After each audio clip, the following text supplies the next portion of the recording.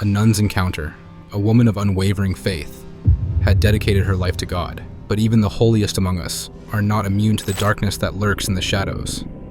Tonight we talk about the nun's terrifying encounter. A boy named Roland Doe, who is considered by some to be one of the first modern-day exorcists. And you won't believe what he saw. First up, we have Susan Marie, who actually made headlines in the media and was talking about in the news. Susan Marie claims to have been tormented by a sinister presence for most of her life. According to a dailymail.com interview, she describes experiencing disturbing visions and auditory hallucinations from a young age, around 2 or 3 years old.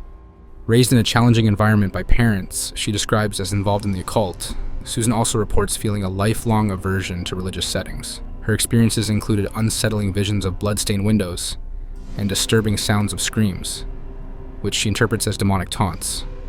The torment left her feeling trapped, but a friend encouraged her to seek spiritual guidance. This led her to Father Carlos Martins, a Catholic priest with extensive experience in exorcism.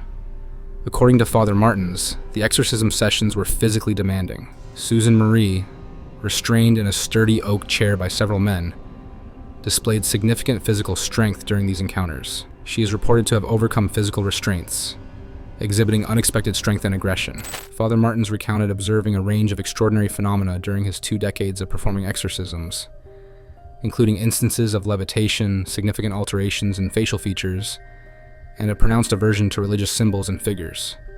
He described one particular exorcism involving a middle-aged woman. As the ritual began, Father Martins recalled, she suddenly overpowered a large man tasked with restraining her. This individual, exceeding 6 feet in height and weighing over 300 pounds, was thrown across the room with surprising force. The woman then directed her attention towards a nearby light switch. Father Martins continued, remarkably, one of the screws securing the switch cover plate inexplicably detached and propelled itself through the air, embedding itself directly into her open hand. Later, during the same encounter, she struck me with considerable force, resulting in a facial injury that required 2 surgical procedures to repair. Absolutely terrifying if you asked me. Moving on to a Catholic priest says he knows the devil is real because he has come face to face with the demon himself. Father Carlos Martins, during his 20-year ministry, has conducted numerous exorcisms, ministering to individuals who reported experiencing auditory hallucinations, periods of unconsciousness, and unexplained wounds. Exorcists are frequently asked whether the demonic behavior depicted in the 1973 film The Exorcist is an accurate representation, stated Father Martins. Next we have Sister Agnes, a woman of unwavering faith who has dedicated her life to God. Cloistered within the ancient walls of St. Cecilia's Abbey, she found solace in prayer and meditation. Years of rigorous devotion had forged an unshakable connection to the divine, or so she believed. One night, as Sister Agnes lay peacefully in her small, austere cell, a chilling sensation washed over her. The air, usually thick with the scent of incense and tranquility, grew heavy and suffocating. A bone-deep cold seeped into her very marrow, despite the summer heat. Then, she saw it. Standing at the foot of her bed, bathed in an eerie, malevolent light, was a figure that defied description. Towering and grotesque, it possessed cloven hooves that seemed to writhe and shift. 2 burning crimson eyes, like embers of hellfire, fixed on her with an intensity that stole her breath. Terror, raw and primal, consumed Sister Agnes. The figure exuded an aura of pure evil, a suffocating presence that threatened to crush her very soul. Time seemed to freeze.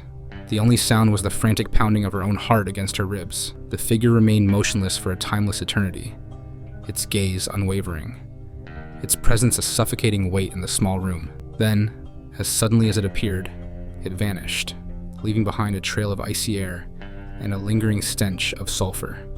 Sister Agnes, shaken to her core, spent the remainder of the night in prayer, seeking solace and protection from the unseen forces that had invaded her sanctuary. The encounter left an indelible mark on her, shattering her sense of peace and leaving her forever haunted by the chilling image of the demonic entity that had stood before her. From the nun to the story of the whispering story of Roland Doe. In 1949, in the quiet suburbs of Maryland, a darkness began to seep into the home of the Mannheim family.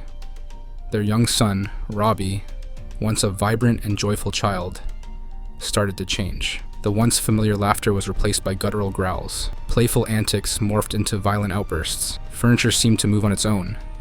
Objects levitated, and a chilling scratching sound echoed through the walls. The family was terrified. What unseen force had taken hold of their son? What evil spirit entity lurked within their seemingly peaceful home? Was it a creature with burning red eyes, resembling the devil?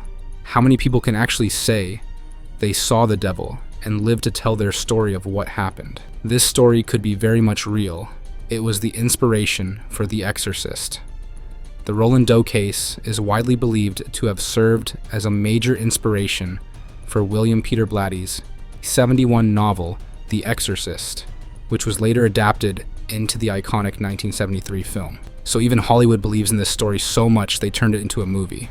The Anneliese Michel case, a tragic event that unfolded in Germany during the 1970s. Anneliese, a young woman, began to exhibit unusual behavior, including seizures, hallucinations, and disturbing vocalizations. While initially diagnosed with epilepsy, her condition worsened despite medical treatment. Her family, deeply religious, became convinced that she was possessed by demons. Despite initial reluctance, the local bishop eventually granted permission for exorcism rituals to be performed. Over the course of 10 months, Anneliese underwent 67 exorcisms, conducted by 2 priests. These rituals involved intense prayers, fasting, and physical restraints. Tragically, Anneliese's health deteriorated rapidly during this period. She refused food and water, leading to severe malnutrition and dehydration. Ultimately, she died at the age of 23. From Anneliese to cursed items. If you enjoyed this video, you are going to really enjoy our last video. The cursed items. Ed and Lorraine Warren kept hidden. I stumbled upon a hidden archive, a secret vault, where the legendary demonologists Ed and Lorraine Warren kept their most terrifying artifacts, cursed objects, things that shouldn't exist in our world. And I think I may have unleashed something truly evil. Beware. Once you see these things, you'll never sleep soundly again. The Crying Boy paintings. The Crying Boy paintings, mass-produced prints of tearful children, cast a long, chilling shadow. Whispers of a sinister curse followed them, a chilling legend that whispered of misfortune befalling those who dared to display them. Stories circulated of homes engulfed in flames, leaving the paintings eerily untouched amidst the charred ruins. Pets would vanish, accidents would occur, and a sense of unease would settle over the households, a constant gnawing dread that something malevolent was watching, waiting. The Warrens felt an unsettling energy surrounding these paintings. They spoke to families who swore by the curse, their voices trembling as they recounted the inexplicable tragedies that had befallen them since acquiring the paintings.